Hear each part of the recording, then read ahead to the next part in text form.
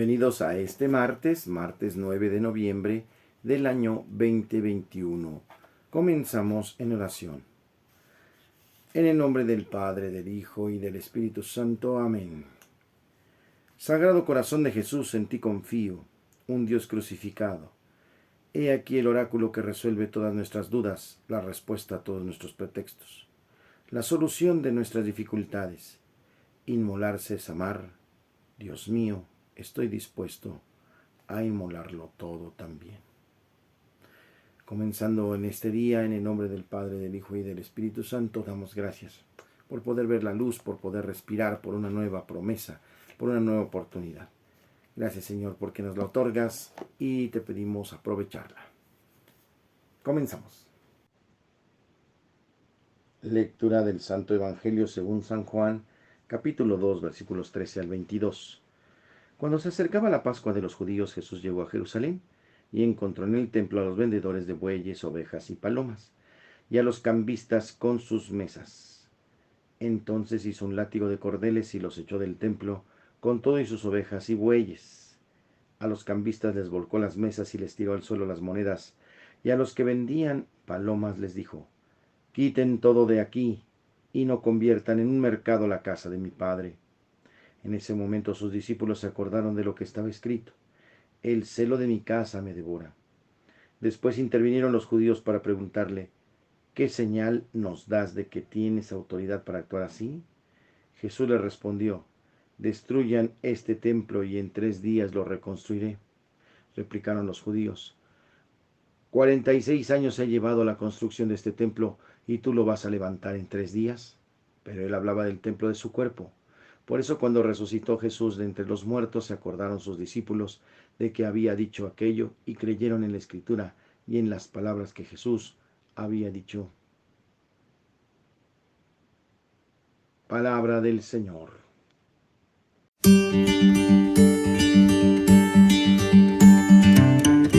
En la reflexión del Evangelio es una de las pocas veces que vemos a Jesús verdaderamente molesto. Se quita el cíngulo y empieza a golpear a todos los que están ahí, a quitar a los animales, a abrir las jaulas, a voltear las mesas de los cambistas. Y dice en este fragmento: «No conviertan en un mercado la casa de mi Padre o en una cueva de ladrones», porque estaban vendiendo los animales del sacrificio dentro del templo, porque se estaba haciendo ahí pues un abuso económico, una trampa, un robo. Y además la casa de Dios, el lugar donde se le daba culto, pues olía todo, ¿no? Entonces el Señor dice: sepamos diferenciar, esto no es de aquí. Al César lo que es del César y a Dios lo que es de Dios. Molesto dice: respeten la casa de mi Padre. Y no es para menos, es el mismo templo donde Jesús fue presentado, es el mismo templo donde Jesús fue hallado después de estar perdido de 3 días. Es el mismo Jesús que predica en este mismo templo. En su corazón está arraigado el templo, el lugar donde Dios debe estar. Y hoy nos invita a nosotros a arraigar en nuestro corazón nuestra parroquia, nuestro templo, ahí donde nos bautizaron, ahí donde recibiste tu sacramento de primera comunión o confirmación, o donde te casaste, o la parroquia donde diste tu primera misa, hermano sacerdote, etc. La parroquia, lugar de culto, casa de Dios, es en verdad muy importante que se arraigue en nuestro corazón, la sintamos propia. Y por otro lado también aportemos, cooperemos, ayudemos en que sea digna esa casa de Dios. Y podemos aportar de muchas maneras: económicamente, en oración, en especie, pidiendo al Señor que cada día esté mejor, ayudando a la limpieza, no tirando obviamente basura, darle un trato digno a la casa de Dios. Y si hablamos de nuestra casa interior, de nuestro templo del Espíritu Santo que somos nosotros, con más razón. En el Evangelio de hoy el Señor nos invita entonces a saber cuidar la casa de Dios.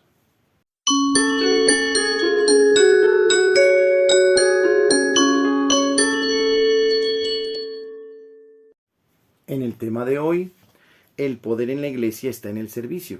Palabras del Papa Francisco. Para un cristiano, progresar significa abajarse como lo hizo Jesús. El verdadero poder está en la iglesia, En el servicio no debe existir la lucha de poderes. Jesús habla de su pasión y sus discípulos, sin embargo, se detienen a discutir sobre quién es el mejor de entre ellos. La lucha por el poder en la iglesia no es algo de estos días, ha comenzado ya desde el tiempo de Jesús. En la clave evangélica de Jesús, la lucha por el poder en la iglesia no debe existir, porque el poder real, aquel que el Señor con su ejemplo nos ha enseñado, es el poder del servicio. El verdadero poder es el servicio, como lo hizo Jesús, que no vino para ser servido, sino para servir. Y su servicio ha sido más bien el servicio de la cruz. Él se humilló a sí mismo hasta la muerte y a la muerte de cruz por nosotros, para servirnos, para salvarnos, y no hay otra forma en la iglesia para seguir adelante. Para el cristiano ir hacia adelante, progresar, significa bajarse. Si no aprendemos esta regla cristiana, nunca seremos capaces de entender el verdadero mensaje de Jesús sobre el poder. Progresar significa bajarse, estar siempre al servicio, y en la iglesia el más grande es el que sirve, y el que está más al servicio de los demás. Esta es la regla, y sin embargo, desde el principio hasta ahora ha habido luchas por el poder en la iglesia. Por puestos, por cargos, por medallas, por títulos. Incluso nuestra forma de hablar. Porque cuando a una persona le damos un encargo que según los ojos del mundo es un encargo superior, se dice: esta mujer ha sido ascendida a presidenta de tal asociación, o este hombre fue promovido. Este verbo de promover, sí, es un hermoso verbo, se debe utilizar en la iglesia. Sí, ha sido ascendido a la cruz, fue promovido a la humillación. Esa es la verdadera promoción, aquella que nos asemeja mejor a Jesús. Por eso no hay que renunciar ni rajarse. San Ignacio de Loyola, en los ejercicios espirituales, pedía al Señor crucificado la gracia de la humillación. Este es el verdadero poder y servicio de la iglesia. Este es el verdadero camino de Jesús, la verdadera promoción y no aquellas mundanas. El camino del Señor es su servicio. Como Él ha hecho su servicio, tenemos que ir tras Él, por el camino del servicio. Ese es el verdadero poder de la iglesia. Oremos por todos hoy, aquellos que para el Señor muestran una gracia impresionante en el servicio, y para que el Señor nos dé a nosotros la gracia de comprender que el verdadero poder en la iglesia es el servicio, y también para comprender aquella regla de oro que Él nos enseñó con su ejemplo. Para un cristiano progresar, avanzar, significa bajarse. Le pedimos al Señor esta gracia sin miedo. En el tema de hoy.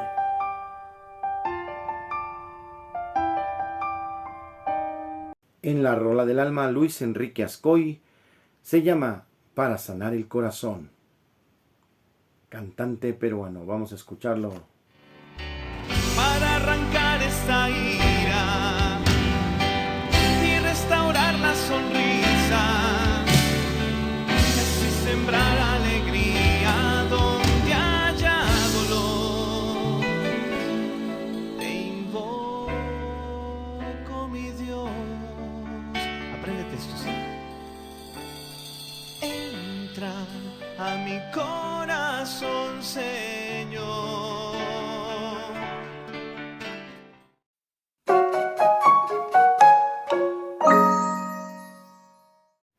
Para Santos y Conversos, hoy celebramos algo muy interesante, la dedicación de la Basílica de San Juan de Letrán.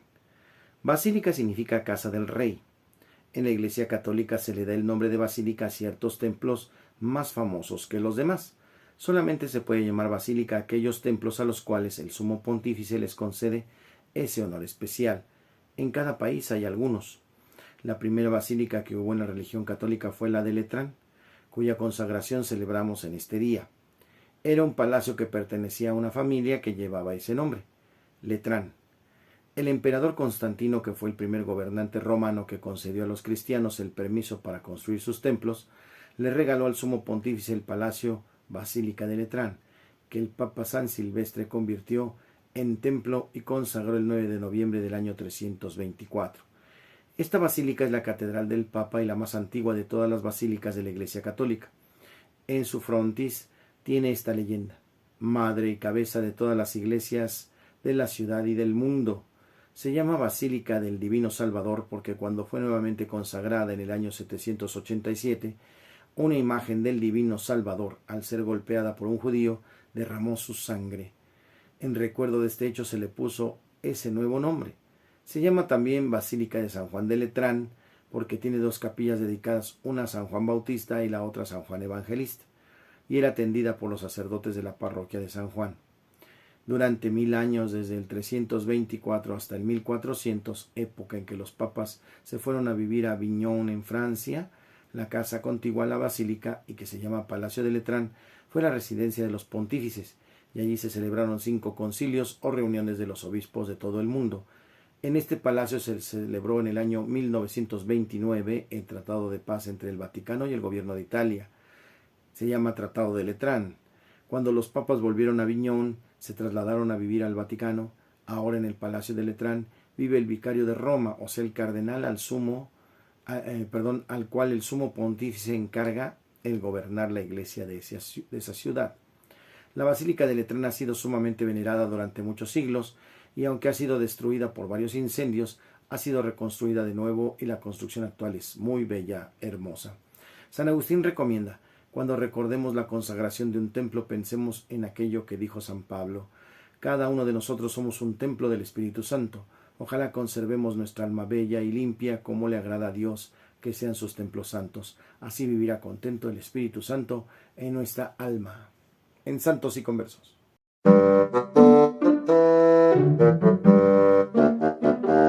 En el chiste, eran las 3 de la mañana, había un terrible aguacero y un borracho gritaba: ¡alguien que me empuje! ¡Alguien que me empuje! Una señora de buen corazón escucha y levanta a su esposo: mi amor, ve a ayudar a ese pobre señor, de seguro se le atascó el carro y no hay quien lo ayude a empujarlo. El marido, de mala gana, enojado, sale a cruzar el aguacero. No se ve nadie. Señor, ¿dónde está para ayudarlo? Para empujarlo. Y el borracho contesta: acá en el columpio, que alguien me empuje.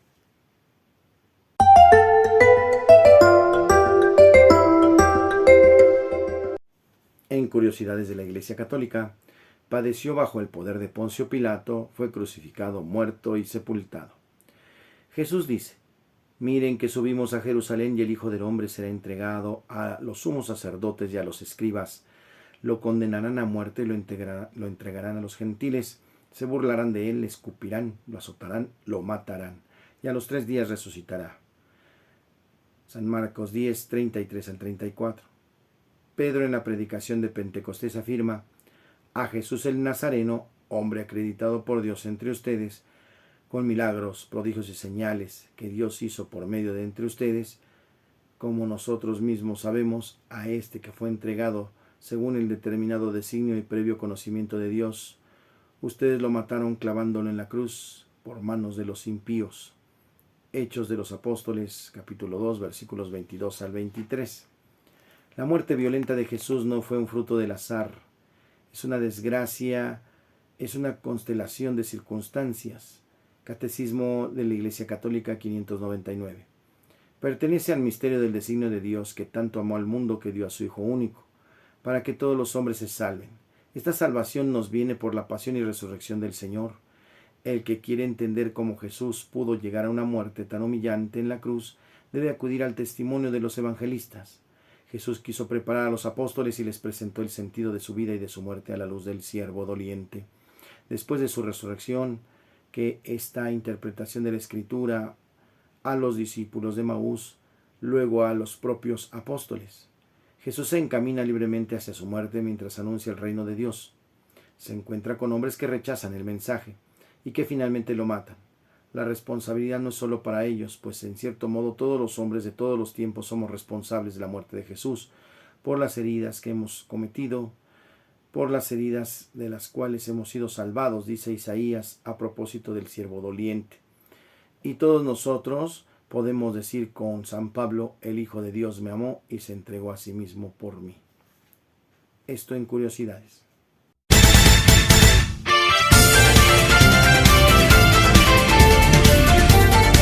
En la buena onda de hoy nos invitan también a reciclar todas aquellas hojitas de la flor de cempasúchil que hemos colocado en nuestras ofrendas. Nos invitan a no tirarlas, sino más bien juntarlas en un recipiente con agua, dejarlo toda la noche serenar, para después tomar ese líquido y colocarlo en algunos aspersores con el cual podemos regar las plantas. Se convierte en un nutriente para ellas y también en un buen aroma en la casa. Si tú tienes algunos otros tips para reciclar, para cuidar el medio ambiente, favor de hacérnoslos llegar acá a Espíritu Canal. Cuidemos nuestra casa, la ecología, lo que el Señor nos ha dado en esta tierra. El Señor les guarde, les proteja, les bendiga, haga resplandecer su rostro sobre ustedes y les conceda la paz. Que les bendiga siempre el Padre, el Hijo y el Espíritu Santo y permanezcan ustedes para siempre. Muchas gracias por estar con nosotros. Hoy por la noche tendremos pues alguna participación en alguna reunión de Ultrella con los hermanos de Cursillos. Muchas gracias a todos los que nos invitan a seguir participando. Un abrazo a todos los movimientos apostólicos que siguen pidiendo la participación de los hermanos sacerdotes para que demos nuestro testimonio de vida, nuestro tema preparado, nuestra vocación. No se olviden darle like al video, no se olviden compartir, no se olviden suscribirse. Gracias por hacer más grande esta familia y por compartir esta herramienta evangelizadora que con mucho cariño llevamos a ustedes día con día. Abrazo para todos desde Santa Lucía, Escaposalco.